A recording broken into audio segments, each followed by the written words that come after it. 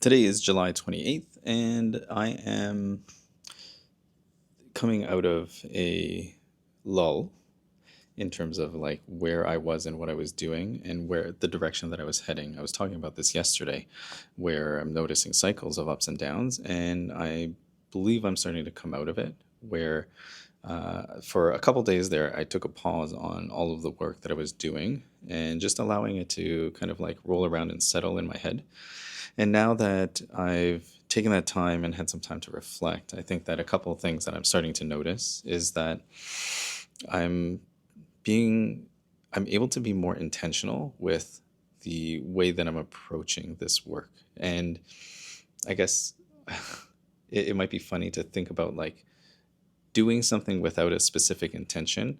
And it's not that there wasn't an intention. I think there is always a um, tar- broad goal, I guess, for Haizen and this work that I'm doing, and the reason that I want to start a business and to start to help people and guide people towards their true selves, their inner essence, their core essence, whatever. And I think that it takes a little bit of time. One thing that I was noticing was like taking this really big idea of um, showing up as your authentic self is maybe it's difficult to sell in terms of like for me to come out and sell it maybe, and this could be another piece of overthinking, so um, that's fine. I acknowledge that and I'm going to indulge in it for a little bit of time. But like sometimes I wonder what it is like to show up um, as somebody who is capable. Like how do you demonstrate that you're capable of doing that, right? And I think that the demonstration is through the results of like actually doing that work with people, helping people get to their authenticity or all of this stuff. But then to ask someone if like did the work that I um, engaged with you in help you get to a more authentic place? And in some ways, I'm sure that it does.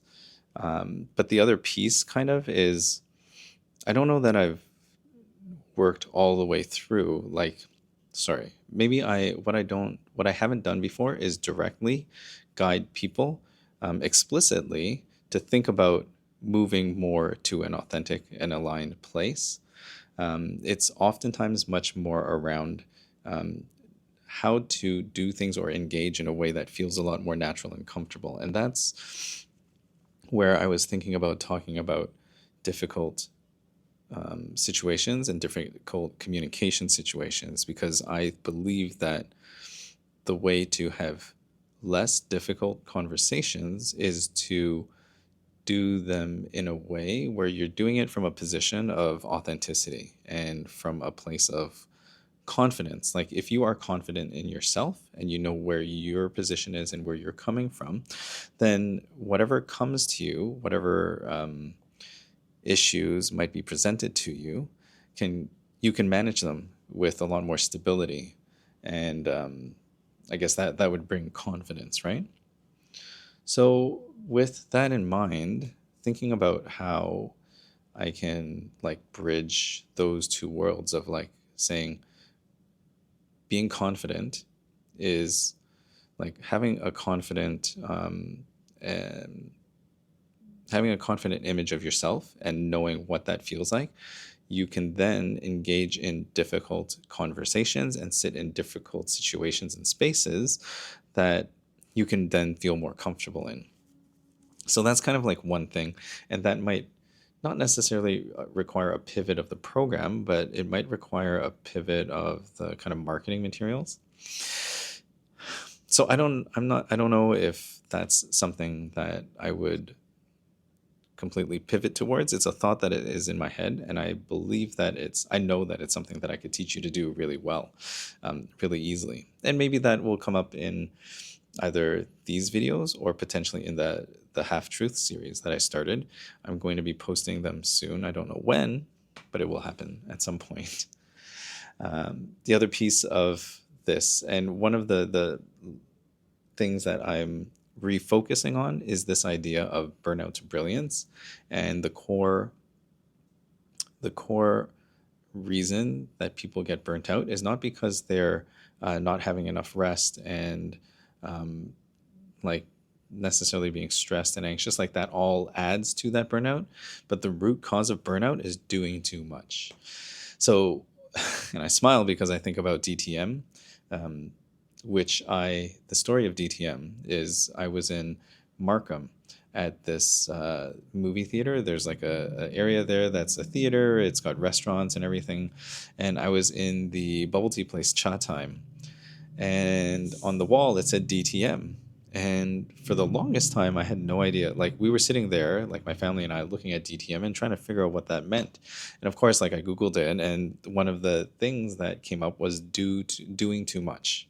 It's like, oh, okay, like I guess so. Like if you're at a bubble tea place at Cha Time saying like, you know, DTM, doing too much, have a bubble tea. Like perfect solution, right? Turns out that DTM actually, in that case, meant downtown Markham, but I like DTM do too much better. So I like that idea, and I like the idea of doing less. So if burnout is caused by doing too much, then what is the too much that you're doing? It's not to say that you're taking on too many tasks per se. You're being taking on too many tasks and projects. Like we often think about like those things on our to-do list, and you might be taking a lot on a lot of those things. The question then becomes, where is that feeling that you need to take on all of those things coming from? And what I'm coming to is thinking about the things that we're doing too much of that we don't need to be doing, which is to either overthink things. It could be like too much mental activity, too much moving from a place of emotion where things are frustrating and you're spending time being frustrated or angry or upset. And I'm not saying that you need to do none of that. It's just it might exist too much in the current place, in the current environment that you're working in. So if you're overthinking your decisions, if you're not certain of what you're going to do, you're feeling like a lack of confidence in some ways, you're feeling like you're not appreciated, and then you're feeling different ways, and then like you're working to try to show up in a certain way and trying to be too much of this role, like fit into a role that like actually doesn't fit you, or people are expecting certain things of you that don't align with who you naturally are. And when I say naturally are, is like your innate, like this is your inherent kind of like way of operating. If you're operating outside of that, um, then you're doing too much in the sense that you are potentially making decisions from a place that's not you, you're not self. And when you do that, then you get put into situations where you're feeling overwhelmed, you're feeling over capacity because these things aren't flowing. You have to take energy to do these things. When you're overthinking, or like think about like something that you felt nervous or anxious about, or something where you don't have all the information and you're like just nervous about this whole thing. So in addition to living your life, doing your job, managing all of the other things that are going on in your life, you've also added on this layer of like extra thought and extra kind of like acrobatics in your mind. And you, while you might not see it, it takes a toll on you. And sometimes that looks like rethinking and rehashing decisions that already happened. Like, oh, like this situation at work, this happened. What could I have done differently? And those are all really great reflections to have. I think the reflection piece is important, but oftentimes the reflection is tied with guilt or shame. Like, oh, I should have done better. I should have known better. And that whole approach. So understanding where that kind of comes from is like looking, I think the frameworks that I will present in the Heisen transformation really help to reframe those things as feedback. One of the biggest lessons I learned through my hypnosis training is that there is no failure, it's all feedback. So anything that's happening that you can consider a failure, the failure piece of it is a feeling, right? Like you're feeling like I'm a failure because I like a certain outcome wasn't achieved. And just like I was talking about yesterday, like if you're learning to walk, you must give yourself grace to make mistakes.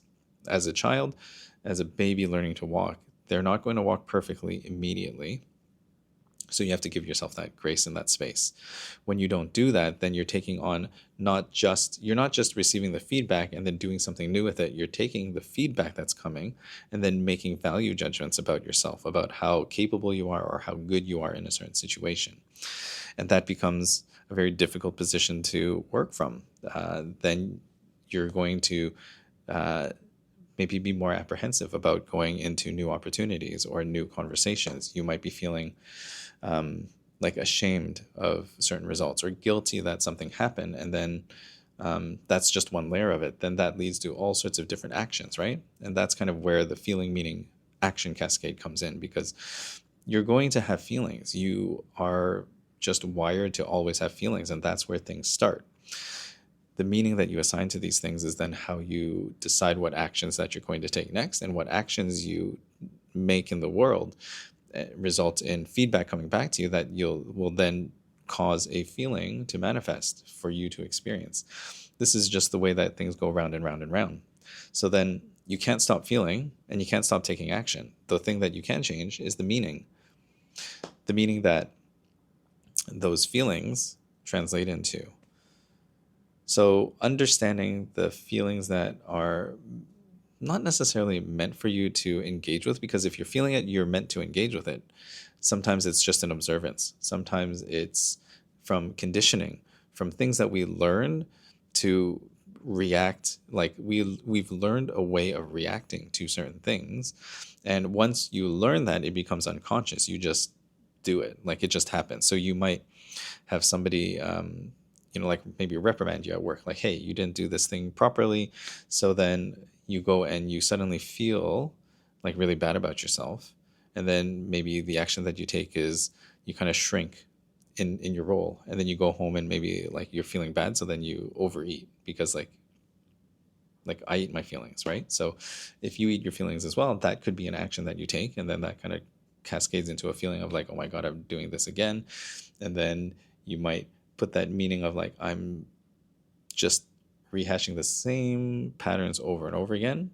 And then you're like, this is just the way that it is. And then you continue on carrying on those actions in that space, right? So I think I like that idea. It seems clear to me. And I think that it's a clear solution. When I'm thinking about how I've changed over the last number of years, one thing was to first start trusting myself. And the way that I first learned to do that was to trust my unconscious, which is like part of myself. Like you are a conscious and unconscious being. If you look into like what the science says currently, you'll probably find that everything is unconscious, and the conscious awareness that you think is like driving your action is actually just a noticing of what you've already decided. Like they've done some experiments on this, and they've actually measured that like people will do an action before registering the conscious thought or the conscious decision to do it. It's a bit trippy, and just saying it to you and having you take my word for it is one way of potentially like you might not be convinced. And at the same time, just pause and like imagine if this model were true, then understanding how to connect with your unconscious side is really important. And that's what I learned through hypnosis, to understand that hypnosis is a natural process. It's like our unconscious is this huge part that's always working for us, where it's holding our posture, maintaining how we move. Like when I'm talking and making like hand motions, I'm not thinking of like I'm going to take my hand and go like this over and over again, although like maybe I am right now. But usually when you have like hand motions and like you're moving while you're talking, or like you're agreeing with someone and you start nodding without thinking about it, these are unconscious things, that like unconscious ways of like driving your action. So then if you can understand your unconscious is this natural part of you, and hypnosis is a way of accessing that unconscious, then you'll begin to understand that your unconscious is there. It's always listening. Its purpose is to protect you and do what's best for you. And it will give you the most honest answer if you can listen for it. That honest answer will come softly, and it often will feel like it's like something's off. Like maybe I shouldn't be, like it's wrong in some way, and we want to edit it. So like if I were to ask you a question like, what do you want to do with the rest of your life? and you might instantly have like an idea of like what you actually want to do, and then you might pause and say like, well, that's not a reasonable dream, so then I'm just going to put it aside, and I don't want to share it out, because if I say it out, like somebody might laugh at me, people might like think that it's crazy and everything. So then you want to understand that that voice is the accurate voice. It's giving you the honest answer. And whatever that answer that comes up is, if when you go with it, then you'll notice that you become much more aligned. So I began listening to my unconscious a lot more, and it takes a lot of mental pressure off, which is to say, instead of always like thinking that you have to think into the right answer, you can allow your unconscious to listen, take in the information, and then present you with an answer. And that's a nice way to work. And how do you do that? It's just through various, there's kind of like, you have to build a rapport with yourself and begin to trust yourself so that you can trust the answers that are coming through. Okay. How this ties in with human design is the authority piece, because the authority is literally that unconscious part of you answering and just like moving you towards yes or moving you towards no. So then the level of resolution that human design gives is to understand how your unconscious communicates with you. And we each have different ways, right? So for myself, I have a splenic authority. So I have that kind of like instantaneous knowing in the now. It's like an intuitive hit where I would experience like just like this is like the right answer for me, type of thing. And that really is kind of similar to that description I just gave you of like the unconscious giving you the right answer, and like you just feeling into it and having to trust and listen to that intuition or instinct. The other big piece, another common authority, is the sacral authority, which is a gut feeling. So that gut instinct is the thing that really says yes or no, and it's oftentimes it's a generator authority, and it's oftentimes associated with a audible uh-huh or a audible uh-uh. And this is just how we react. So you might like be presented with a situation and just react unconsciously and be like, oh yeah, like that's what I want, and you get like a full body yes, and your whole body is like kind of moving like this. I'm exaggerating, of course, but it could happen. So then understanding that piece of human design where it's like filling in the nature of your unconscious experience. And it's really interesting because those are just two of the 9 different authorities. Wait, 9? 7 different authorities that you could really experience. So then when you understand what that is, then you can start listening for it and then using it to test out your decision making ability, right? Like it will guide your choices. And when it guides your choices, you can then reflect on the outcome of those choices. It's the feedback that you're getting. And from that feedback, you'll either feel into your signature theme, which could be like satisfaction or success, or you feel into your not self theme, which might look like frustration or bitterness. I'm just giving a small subsection of all of this now. So there's lots of these things, like these things all come together really really well, and ultimately what it leads to is you doing less. You are literally doing less to be the person that you already are. When we're doing too much, we're doing too much performance. We're doing too much trying to live up to other people's expectations and really not listening to who we are at the core. So I will continue on with that. I think that that's a place that I will go. And I think that message is much easier to connect with, because like if I were to tell you, like I could help you understand who you are meant to be at the most authentic core level, you might be like, oh, whatever, right? But if I tell you like you're burning out because you're doing too much, and the things that to be yourself, you actually are doing less of the things that you were told that you need to do, should do, roles that you need to fit into, and expectations that you're held to that really aren't yours to ascribe to. Yeah, so that's kind of where I'm at. I think even like space wise, then like the last little bit was a little bit like the last month was pretty busy, because in July we have like one of my kids' birthdays, also my wedding anniversary, so there's a lot of events and kind of like going around, plus it's summer, so then like doing our best to go out and have activities and spend time together as a family. And then even just like recovering after like 18 months of school is like, I just want to sit and watch television or movies sometimes, which I have done a lot of. So now moving into August, it's kind of like this lull in the summer month. It's like a little bit of that, like, okay, like right before we go back to school. So there's like, we'll go back to school or work starts up again. Like I work in a university setting. So that kind of happens. So there's a bit of time there and like space I see in the next little bit. So I'm going to continue unfolding into that and expanding into that space. So in addition to that, moving that message out there, continuing to be consistent with this, continuing with the Half Truth series, and then um, connecting with more people who are interested in doing this type of work. Um, I think I do like the idea of a beta test for this program, and that's the direction that I'm going to move into. So we'll see where that goes. I'll continue on. I'm sure that I'll keep going through some high highs and some low lows, and that's okay. It's all part of the journey. So as I journey on, please follow along with me. If you found this interesting and you want to follow along with my journey, please like and subscribe. If you have some thoughts or questions, please drop it into the comments below. And we'll see you next time. I'll see you tomorrow for the next one of these things.